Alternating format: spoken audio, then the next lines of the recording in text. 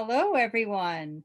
I'm Martine Melingret-Bardosh, the Connected Learning Developer, welcoming you to our first virtual Educator Open House. We look forward to introducing you to some of our team members. Already you've met Bethany. Um, we have some special programming facilitated by our two wonderful guests and introducing some of our department's new offerings for educators. Our last Educator Open House was in November of 2019 when we were all able to be together physically in the building, just months after the opening of the new wing. And today marks a new kind of beginning. So it is my pleasure then to begin today's session by introducing you to Siddhartha Shah, our Director of Education and Civic Engagement. Siddhartha. Thank you, Martine. Hi, everyone. Thanks for joining us. It's good to meet you virtually, and I'm really happy to be a part of this. I hear from my friends who are educators how challenging it has been.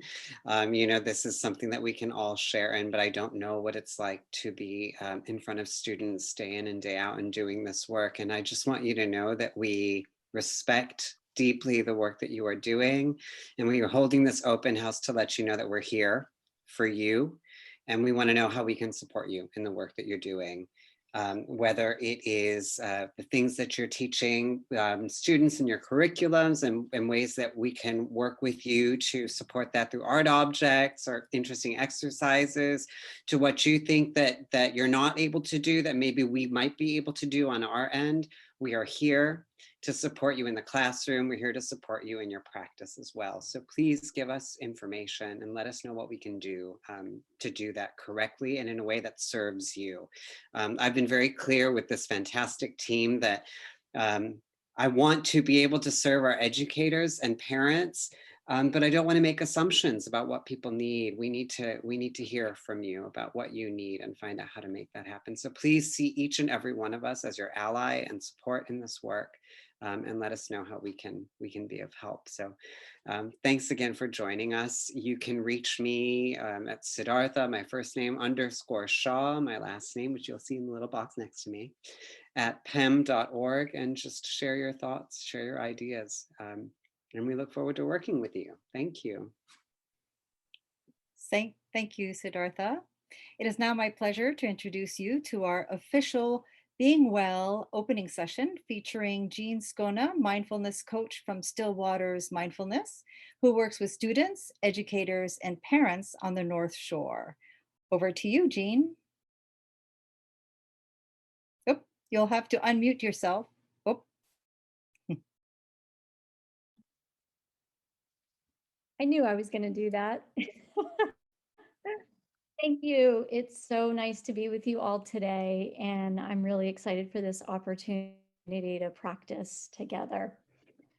Mindfulness is when we bring our attention to the present moment experience, and we do so with an openness and a curiosity to be with whatever arises, and we do so non-judgmentally. So we will be using the practice of mindfulness to calm our mind and body by anchoring our attention to a single object, a painting presently at the Peabody Essex Museum. I will not be sharing any details about the artist or the painting, but I'll merely be acting as a guide to help you to be present with the piece of art and notice your experience. So to get started, I'd like to invite you to settle into a position that is comfortable for you. And we will begin by gently closing our eyes. And if you're more comfortable with your eyes open, I would just invite you to take your gaze away from the computer. So with our eyes gently closed or our gaze down, please take in a deep breath through your nose, filling your lungs, and a long, slow breath out through your mouth. We'll do this one more time, taking in a deep breath through your nose, feeling your chest rise,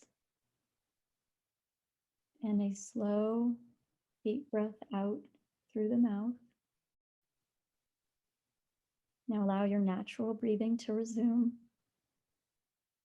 and bring your attention to your breath as it enters your body and exits your body. Feeling the weight of your body held and supported by the chair and the ground below you.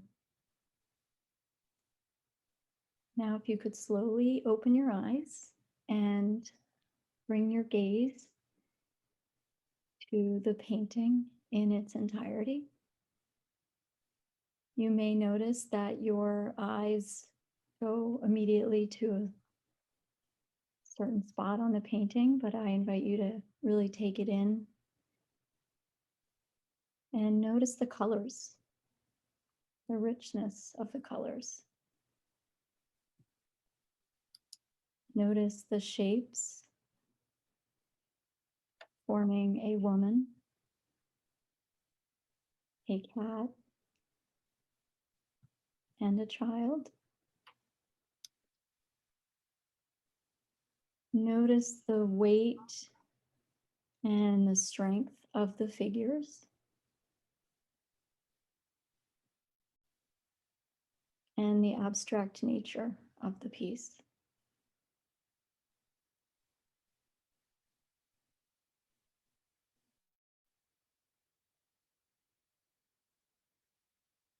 Let's now bring our attention to the upper right area of the painting, to the woman,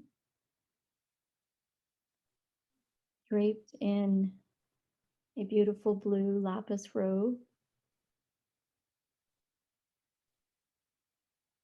Notice the position of her body and head, tilted to the side, leaning on her shoulder.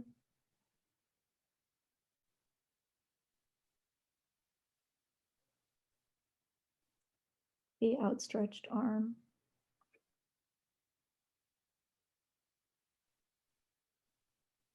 Notice the angle and lines of the supporting arm, wrist, and hand.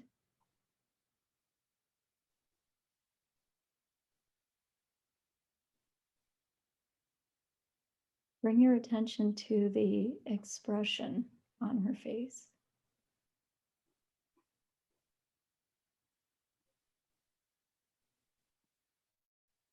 The shape and color of her eyes.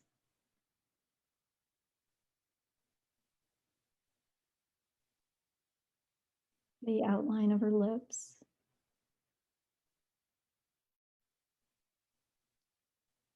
Notice if any thoughts or stories begin to take shape in your mind. Who is she to the young girl? And notice if any thoughts or stories begin to take shape that are not associated with the painting.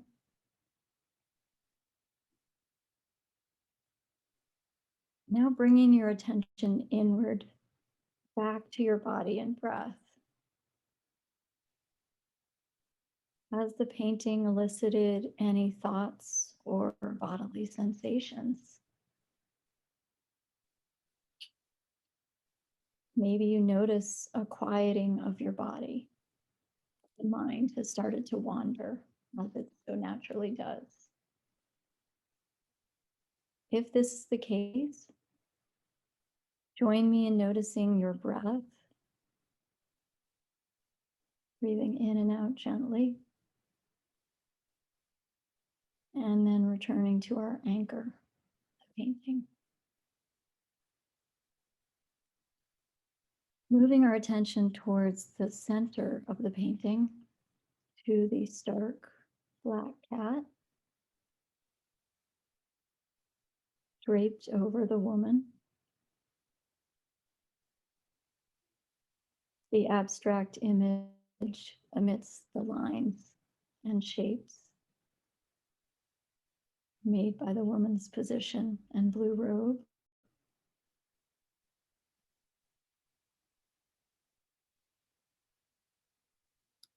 Notice the cat's pointy ears, sleepy eyes, and the outstretched paw.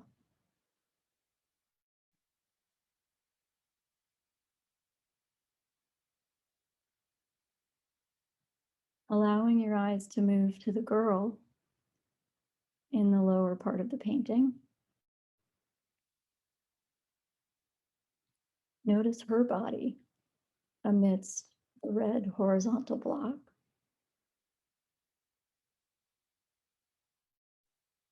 One arm reaching out with a cupped hand to meet the cat's paw. Or maybe it's meeting the woman's hand.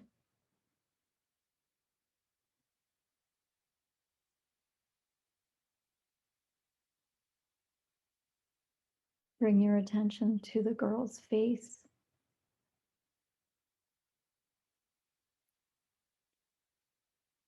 The shape and fullness of her lips.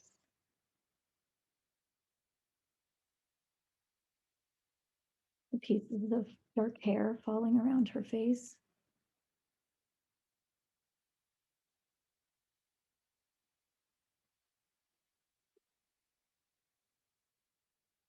Notice the gaze of her eyes.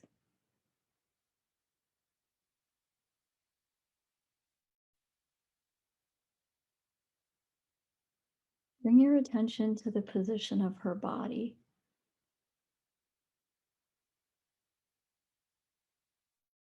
Knees to chest. Lying on her side.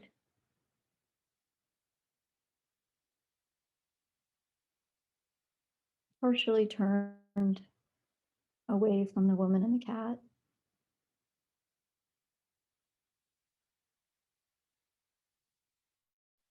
Feet tucked below her body.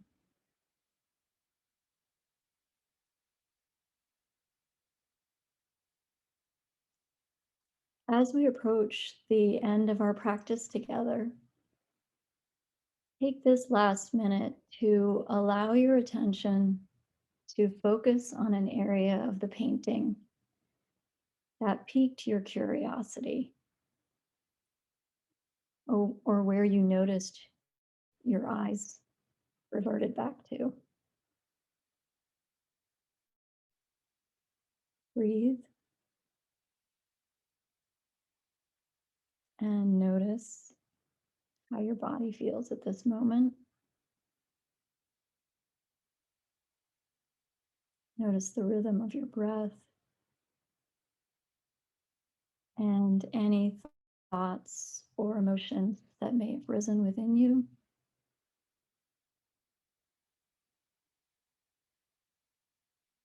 Accepting the experience as it was. We will close the practice as we began, taking a nice deep breath in through the nose and a long, slow breath out through the mouth. I thank you for joining me for this mindful moment with art. Martine will now share with you some information about the artist and the painting, and the chat function will be open if you'd like to share any observations or any aspect of this experience with the group. Thanks, Martine. Thank you, Jean, for that calming, meditative, close-looking session. Here's what we do know about this work. It was painted in 1962 by artist Will Barnett, and it's entitled The Blue Robe. We do know that the two figures within this painting are that of the artist's wife, Elena, and daughter, Ona, and that they were often the subject of his work. The painting was featured in a PEM blog dated June 19, 2016, when Ona Barnett came to PEM and was interviewed in front of the painting, which is still currently on view at the museum. Here's a quote from that blog. "That's me," said Ona Barnett upon seeing herself in the painting. "I've been posing since before I was born. Posing was painful and wonderful. He'd see me reading and say, 'Don't move, that's perfect.' My father saw the abstract in everything," she said. We would go to the Met and he'd show me what was abstract. The world went one way and he went the way he wanted. End quote. Taking the time to quietly and carefully allow our eyes to slowly look at a work of art allows us to engage in a dialogue with it.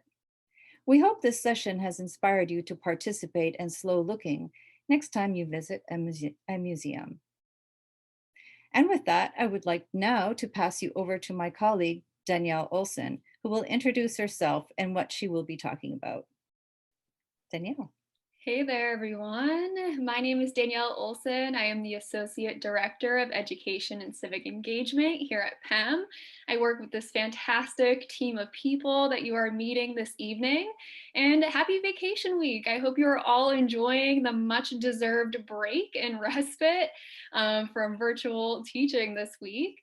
I have the pleasure of introducing our #BeingWellPEM initiative that we actually just launched this week in conjunction with Vacation Week celebrations. So the Being Well initiative really seeks to improve the physical, emotional, and spiritual well-being of our local and global communities. Jean just gave us a fantastic taste of some of the programs that we'll be offering that we have in the past, but now will through this new lens in the future. From mindfulness, meditation, and movement practices to art making and storytelling, we're trying to find new ways to help people heal and thrive. So we really hope you'll join us and follow along on social media using our new #BeingWellPEM, to see what we are up to. And we have quite a variety of upcoming programs that fall into this category into the summer. So I hope you keep an eye out for those and join us and participate. Thank you so much for the introduction, Martine. Great to see you all. Thank you so much, Danielle and Jean. That was such a wonderful session. I really needed that moment to sort of come down. I'm just, very excited to be here with everyone. My name is Bethany Beatrice. I am the manager of public programs at the PEM, and you also may have seen me if you have little ones or teach little ones and are viewing our PEM Pals videos on our PEM YouTube channel. If you haven't checked those out and you are an early childhood teacher, I hope you will find them a really helpful resource to you.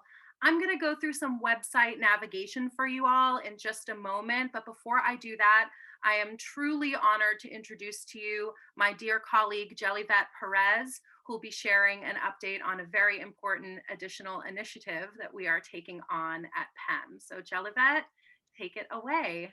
Hello, thank you, Bethany, and hello, everyone. I just want to welcome you all, and I am expressing my gratitude for your participation in this event. My name is Jelivet Perez, and I am the Civic Engagement and Public Programs Coordinator. At the start of COVID lockdown, I really started to recognize the need in the community to create better accessibility for our Spanish-speaking neighbors here in Salem. So what started off as just an idea has grown into a full initiative where we are partnering with a translations company that is working hand in hand with us to create translations that are readily available to our visitors. We have been able to so far translate our existing map, our brochure, and soon our What's Going On at PEM newsletter that will be going out to Salem resident homes. This will be an ongoing effort that will be long-term and we hope becomes a multilingual initiative to create a better accessibility and a sense of belonging to Spanish-speaking families here in Salem, who are also a part of the Salem school community.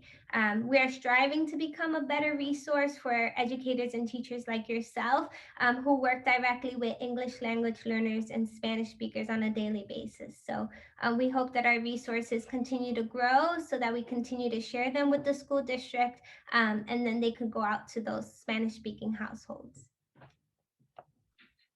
Amazing. Thank you so much, Jelivet. It is such an honor to work with you and this team and these really important initiatives that we're putting forth.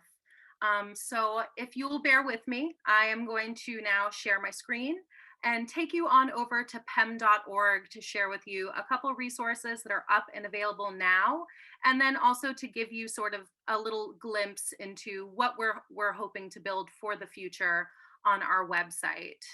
So here we go. All right, can everyone see my PEM.org homepage? Awesome. So just making it known to you all, Made It is still open and happening. For those of you that don't know, the museum is open to the public from Thursday to Sunday every week. So if you are able to pop in, we're happy to have you. We are still offering virtual tours, and we'll share information at the end of our session for the best way for you to reach out to us and book special experiences through the virtual lens. So I want to share with you a couple things here on our main tile board.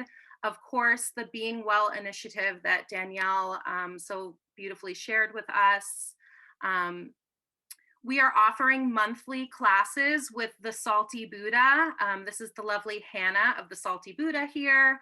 The classes are every first Sunday of the month, and we are happy to announce here in this open house that these sessions will be free for educators. So every month in your Educator e-news that comes to you from Martine, you will have a link for this Zoom yoga class, and you can just hop right on and attend for free.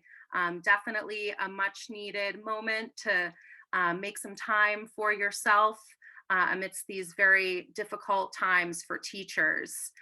There's also some fabulous information right now on the Being Well page about our exhibit, Zahra Hussein's Breath.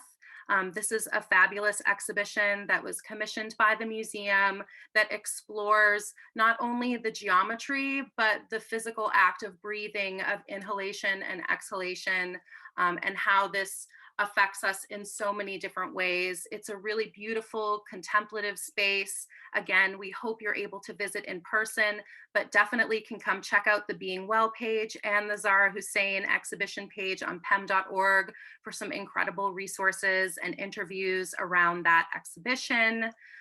Don't forget, we have the PEMcast, which is our podcast. We cover a variety of topics on our podcast. This one in particular is just fabulous about the breath. And other information and programming that has happened that falls under the Being Well category is available here right at the bottom from check out our past events. So this tile here was on the main homepage, but I'm going to navigate to it from here.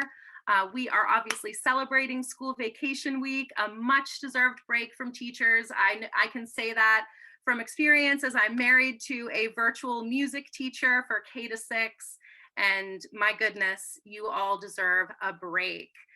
So for our, sorry, that didn't navigate quite correctly. So for our vacation week offerings, we are so thrilled to bring you our featured speaker today, Darcy Moore. She has developed a variety of content to help you explore loose parts play, and she has curated a variety of kits that are available for purchase. Don't forget, we'll be raffling one off at the end of our open house today. But Darcy also walks us through how to make your own Tinker Tray and experiments to make you think in looking to explore diversity with your students. We also have recently connected with fabulous Beverly native Tashu of Tashu Yoga and Tashu Yoga Kids. We have 2 wonderful videos from her doing yoga practice with her family and showing you different flows that can be incorporated into your classroom to be sent home with students as something they can do with their families. Really wonderful content there. We also have a fabulous drop-in art making. If you haven't seen the vast collection of art making activities, the ANC team has put out some incredible videos. I think we're over 50 at this point. So that is a wonderful thing to check out as well. And finally, I'm excited to share with you our Lunar New Year celebration, which is continuing through the 26th of this month. We are excited to launch a community lantern project. Art supply kits have been available to pick up at the PEM shop, and instructions available on the page for how to create your own paper lantern. We are collecting those lanterns back and displaying them in the shop windows. A wonderful outing for families to walk down Essex Street if they are Salem local, and check out their lanterns in the shop windows. You can also check out yours truly, me, doing a virtual tour of Yin Yu Tong, our Chinese house, and a storybook reading of Piece by Piece, PEM's first children's book by Susan Tan. The really important thing I want to share about Lunar New Year is we are offering a special book donation this year. So for every copy of our children's book, Piece by Piece, that is purchased, we are donating a copy to a local elementary school classroom or library. If you feel like this is something that would benefit your classroom or library, please reach out to us at the end of the session. We would be more than happy to provide a copy for you to share with your students.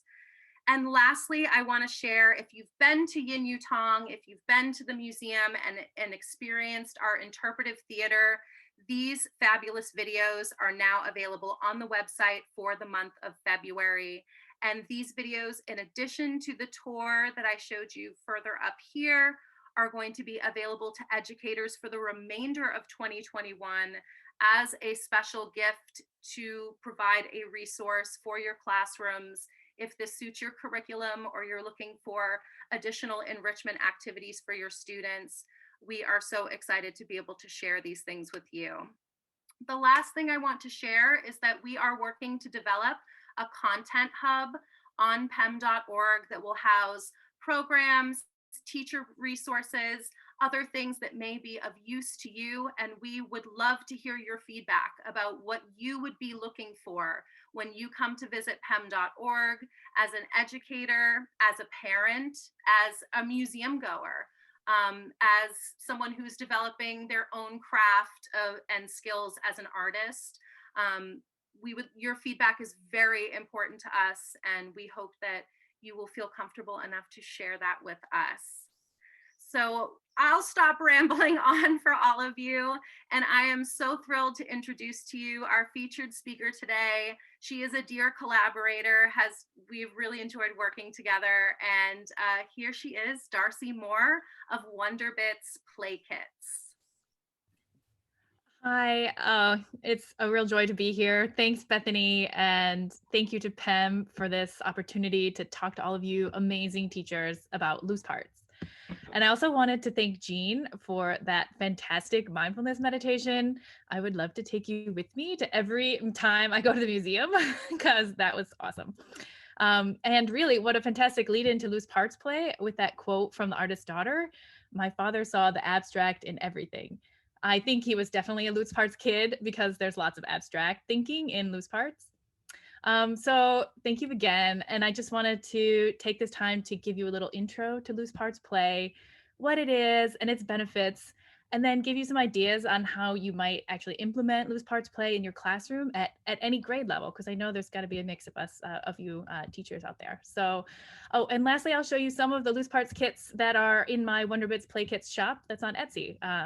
So there are, like Bethany showed, some videos on the PEM Vacation Week page. That's all stuff that I'm not really going to talk too much about in this. So go ahead and have a look at those if you are needing some more loose parts inspiration. Yeah, so first, again, a little bit about myself. As you've heard, I'm a PhD neuroscientist, and I'm also a mom of two littles who are 3 and 4 years old. And my foray into loose parts started during quarantine last year when I noticed that our home environment just wasn't cutting it. The toys weren't keeping their interest for long, and they were getting restless and grumbly, and I was desperate to find a better way to play. So somehow I stumbled on loose parts play, and after I created a few of the Tinker Trays for the kids and I saw this immediate engagement and deep play and learning, I was hooked. So basically, the concept of loose parts play has been around for thousands of years. It essentially is just what children do when they are surrounded by objects. They play and they learn. But if you watch them closely, you can see that they're constructing and inventing and discovering and problem solving just by interacting in their own way with these objects, or you can call them variables that are in their environment. So not just their screens. And this type of open-ended play with objects of all sorts was put into context by the British architect Simon Nicholson in the 1970s. And he compared an environment that's full of loose parts to a laboratory where children can experiment and enjoy and find out things for themselves. And personally, I like thinking of it as a wonder workshop where children can ask and then answer for themselves their own burning what if questions. So what types of objects can you use in loose parts play?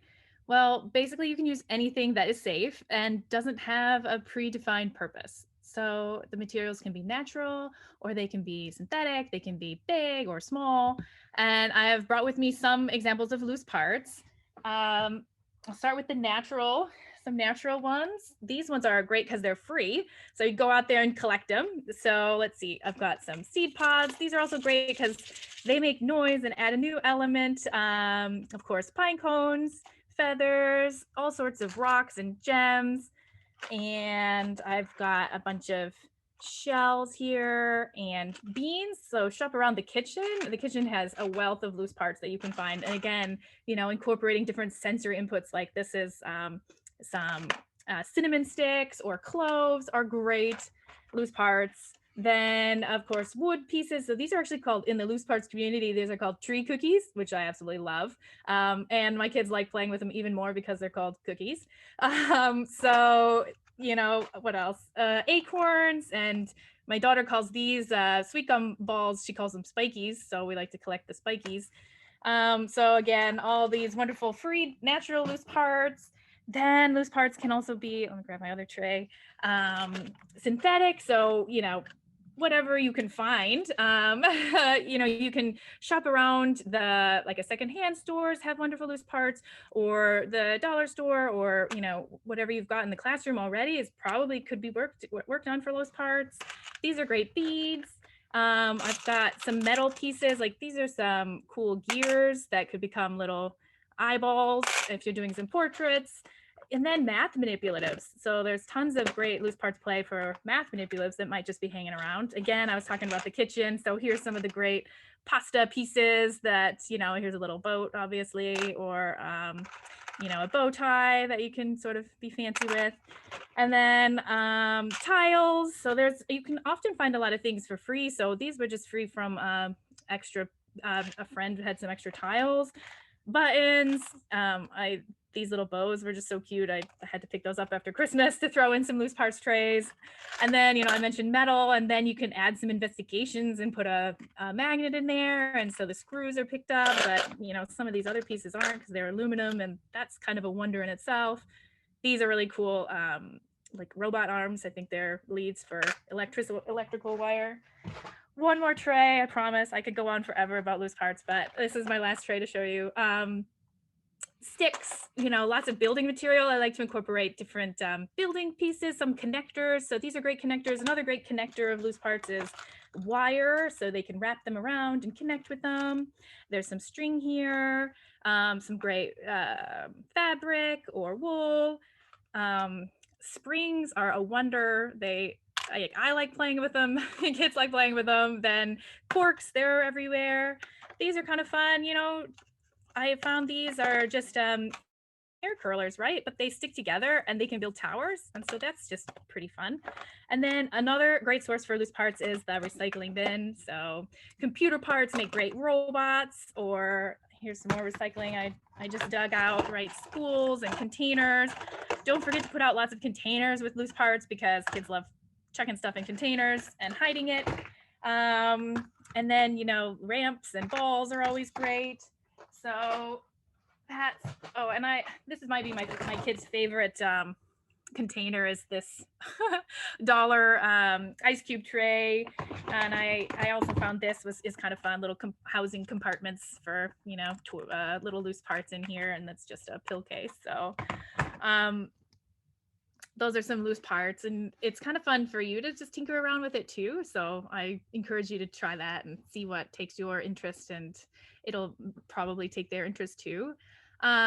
And also, so loose parts don't always have to be small. So they can be big. And behind me, I've got this tall, it's a carpet tube.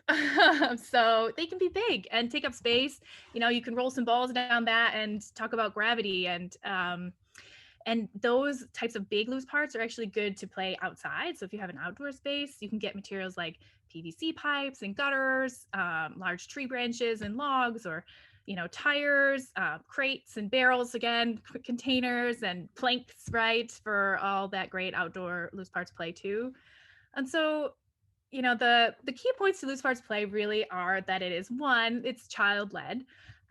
Two, it has really no predefined end product that directs this play. And three, the parts can really be used in any way the kids can imagine.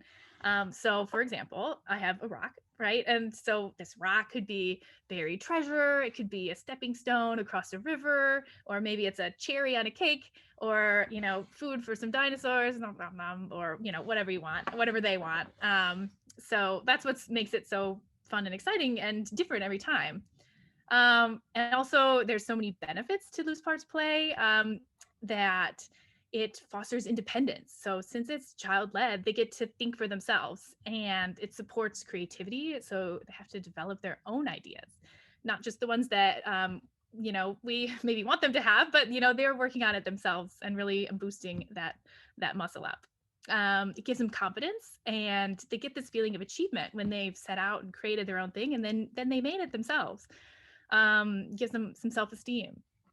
And it's really great because it promotes problem solving. So they have to overcome obstacles, and things don't go their way with some of the loose parts are not sitting where they want them to do. So it builds that grit and that resiliency that we so want them to have as they get older. And so, let's help them build that in this way now. Let's see what else. It develops concentration and focus. So they just become wholeheartedly involved when they get to lead their own play. And it really kind of fires them up in a real unique way, I think. And also it advances cross-curricular skills like math and literacy and science and social studies. And I'm going to talk a little bit more about that in a minute.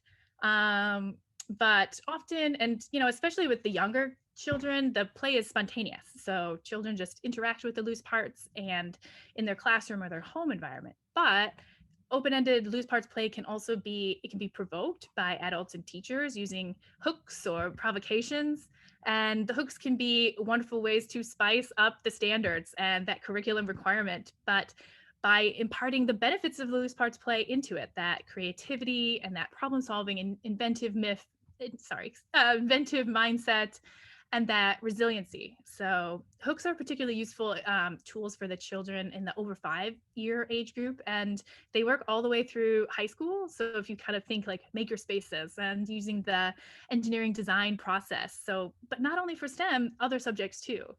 And so here I'd like to give you some real concrete examples to kind of get you thinking about how maybe you could implement some loose parts play into your classroom, no matter your grade level or your subject. And I'm also happy to brainstorm with you later on to come up with maybe some loose parts provocations that work for you, particularly in your classroom. So just shoot me an email if you're interested. I popped that into the chat earlier.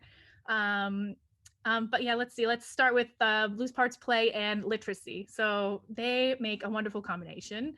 Let's see, you could have your students create some transient art portraits with loose parts and then have them write a description of that character that they made.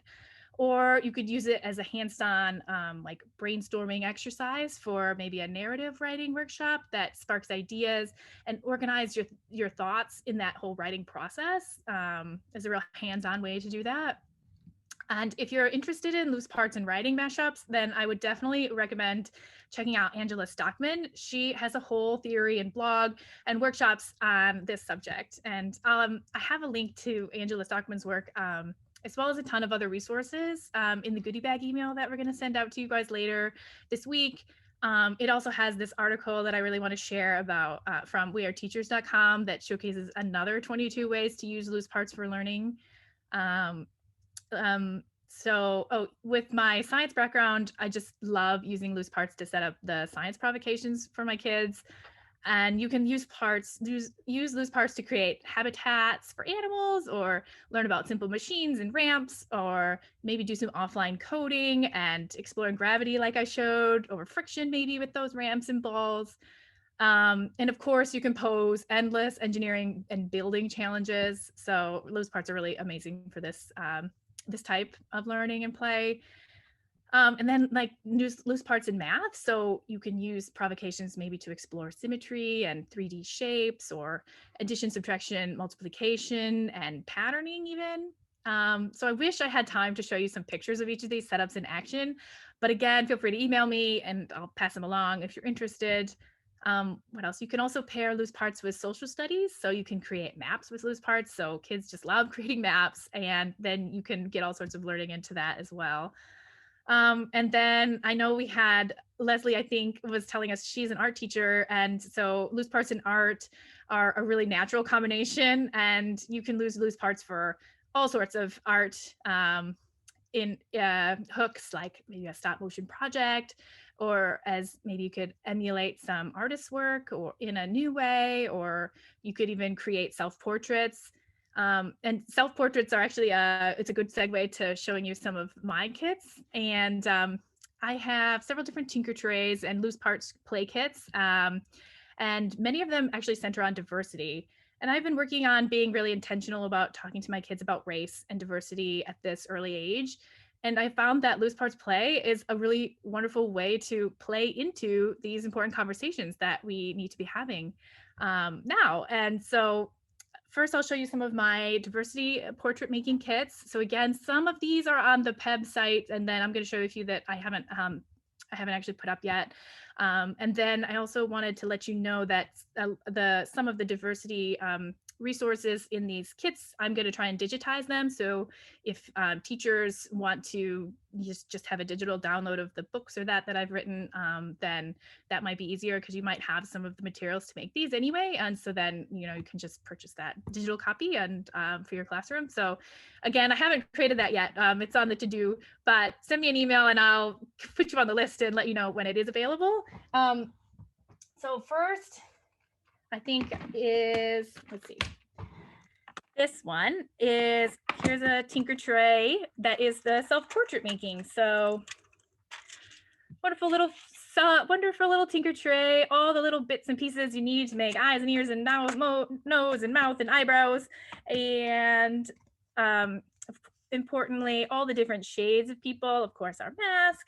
And then I have a great addition for making some different religious head coverings. There's a mirror in there, so you can have a look at your own self-portrait to make it and tinker it.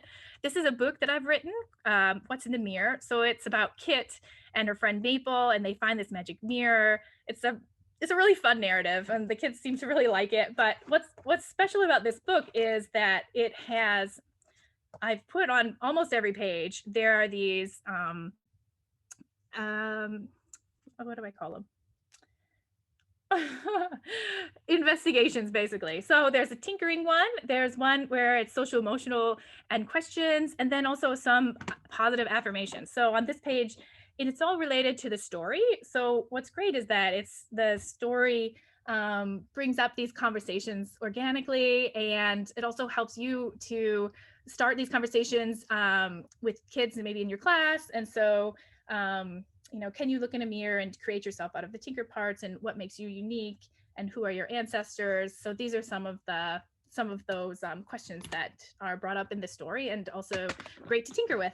So that's one kit, and I'm not going to talk too much about this guy because I did talk to him about this one on the PEM site, but it's just a Play-Doh kit where so many different shades of Play-Doh and more, and different loose parts, and a heart and a face to tinker on with these great dice of kids from different cultures and races, and also a dice that you could tinker those emotions and talk about that. It's another great resource I found, and especially with the mask, so you can put the mask on, and then so can you still tell how they're feeling, and use that to talk about as an entry point to talk about that.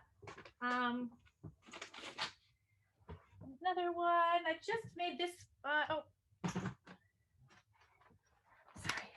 this one, I've got them scattered all over. Sorry about that.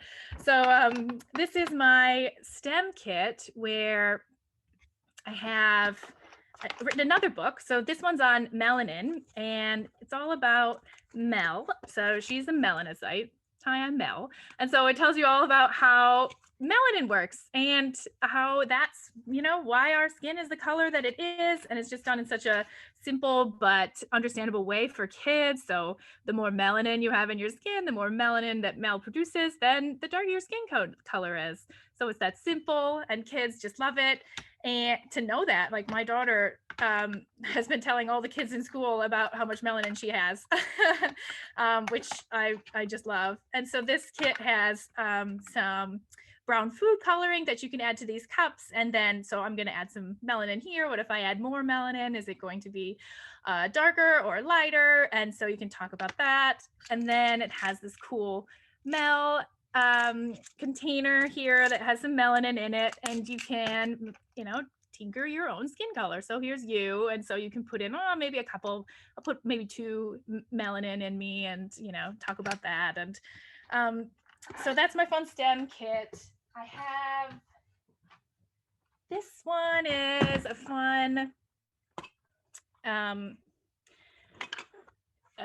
sensory kind of foray into loose parts. So again, I have all those beans that are different colors. For the diversity, I have a great sheet that talks about gives names to the different colors. There's tubes of different colors, so to play with the beans with and scoop them. This one comes with colored pencils that you can actually create your own people to play around in your kit. It also has a ramp here, so you could shoot some beans down there. So just a fun kit. I also like this to pair it with this rainbow kit, all variety of crazy things of rainbow colors to tinker with. I've talked about this next one on the PEM site, so I'll just show it to you briefly. It's this one's not diversity, but it is kind of like an intro to tinkering with a couple cards of I can build, and it has a story starter card. So if you have maybe some kids that aren't sure how to get started, you can get them started with some of these ideas too. And so that's a fun kit. It's also a Play-Doh kit too that's just attached on the back. Is that what I've got to show you? I have a couple more kits that I'm going to put up there over the next few days. But again, like I mentioned before, I welcome all feedback, and I'm sort of actively engaged in sort of making new kits and ideas. And I'd love to help you out with your classroom, and shoot me an email, like I said. So, and I like to set a challenge to do a little tinkering and try it on your own and see how fun it can actually be. And that's it. So thanks again. And you are the heroes. I really appreciate you. And I think all of us parents do. And so thanks again. And you're even more amazing because you're coming and doing this type of work on your time off. So just kudos and thanks again. Amazing. Darcy, my goodness, such a wealth of ideas and knowledge. Thank you so much for sharing this with all of us, with our PEM team, with our educators. And again, folks, at the very top of the chat, Darcy has shared her contact information. She's expressed that she wants to hear from you and is a resource to you. So Darcy, thank you so much. And don't forget to check out her content that's on the School Vacation Week page on PEM.org right now. Again, some great videos, and puts a lot of this stuff into action for you to check out. The videos of her little kids playing are my absolute favorite. So before we wrap up today, just want to announce that we did choose a name out of a hat for someone who will be receiving one of Darcy's Tinker Tray kits. So congratulations to Margarita Spear. Whether she is here with us or not, we are very excited to send Margarita a kit.